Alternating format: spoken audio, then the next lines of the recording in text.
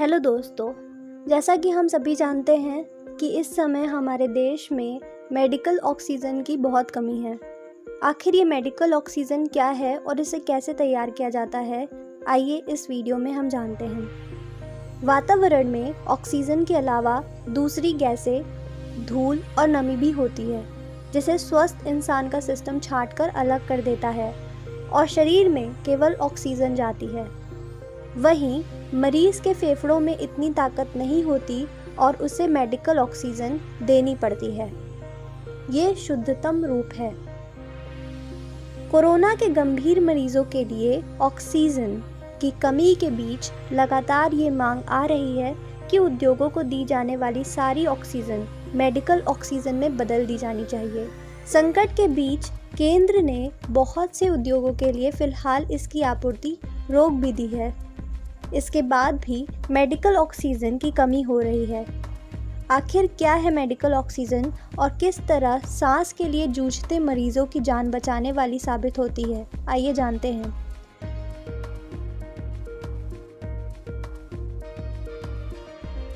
प्राकृतिक तौर पर ऑक्सीजन वातावरण में मौजूद होती है।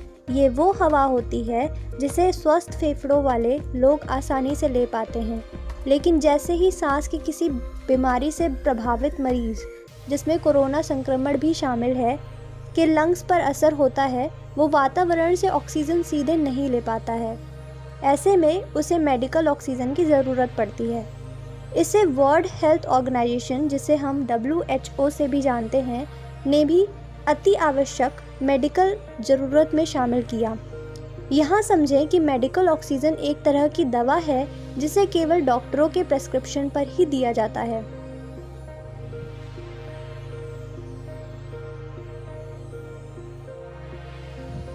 मेडिकल ऑक्सीजन तैयार करने की प्रक्रिया प्लांट में होती है। इस दौरान हवा में से विभिन्न गैसों से केवल ऑक्सीजन को निकालकर अलग किया जाता है। बता दें कि हवा में ऑक्सीजन लगभग 21% ही होता है। इसके अलावा दूसरी गैसें और धूल भी होती हैं। इसमें इंसान का सिस्टम केवल ऑक्सीजन लेता है। मरीज के लिए एयर सेपरेशन तकनीक से यही ऑक्सीजन अपने शुद्धतम रूप में अलग की जाती है।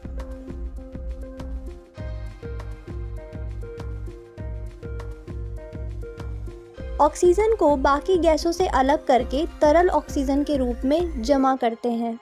इसकी शुद्धता 99.5% होती है। इसे विशाल टैंकरों में जमा किया जाता है। यहाँ से वे अलग टैंकरों में एक खास तापमान पर डिस्ट्रीब्यूटरों तक पहुँचाते हैं।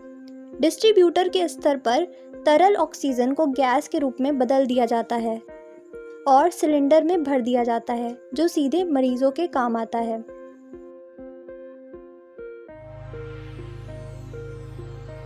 जैसे वैक्यूम स्विंग एडजॉर्प्शन प्रोसेस, इस प्रक्रिया में भी ऑक्सीजन को हवा से छानते हुए अलग कर लेते हैं और तरल रूप में जमा करते हैं। बाद में ये गैस रूप में बदल दी जाती है।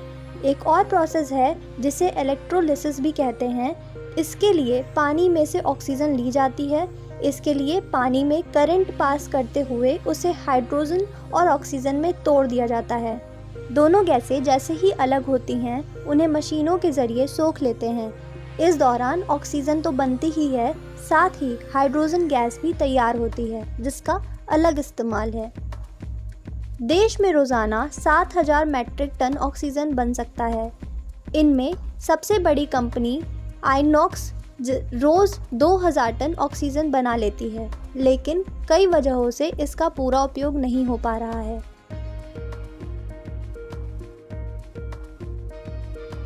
हमारे यहाँ पर्याप्त संख्या में क्रायोजेनिक टैंकर नहीं है, यानी वे टैंकर जिनमें कम तापमान पर तरल ऑक्सीजन स्टोर होती है। इसके अलावा मेडिकल ऑक्सीजन को नियत जगह तक पहुंचाने के लिए सड़क व्यवस्था भी इतनी दुरुस्त नहीं है।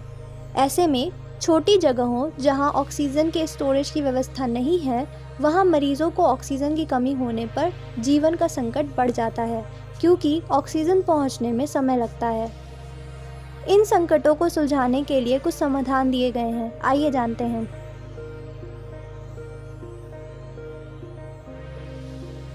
संकट को दूर करने के लिए 22 अप्रैल से ही 9 उद्योगों को छोड़कर सभी कारखानों के लिए ऑक्सीजन के निर्माण पर रोक लग चुकी है और निर्देश है कि प्लांट केवल मेडिकल ऑक्सीजन ही तैयार करे। इसके अलावा स्टोरेज के लिए बड़े टैंकर बनवाने पर जोर दिया गया है ताकि मरीज की ज़रूरत पर तुरंत उसे ऑक्सीजन मुहैया कराई जा सके। स्टोरेज की क्षमता बढ़ने पर ट्रांसपोर्टेशन में लगने वाला समय और खर्च भी कम होगा क्योंकि एक ही बार में काफ़ी गैस निर्धारित जगह तक पहुंचाई जाएगी। महामारी के दौरान औद्योगिक ऑक्सीजन बनाने वाली कई कंपनियों को मेडिकल ऑक्सीजन बनाने की मंजूरी मिल गई है। ये भी अब काफ़ी मदद कर रहे हैं। उम्मीद है आप सभी को ये वीडियो पसंद आया होगा और इससे कुछ महत्वपूर्ण जानकारियाँ मिली होंगी। धन्यवाद।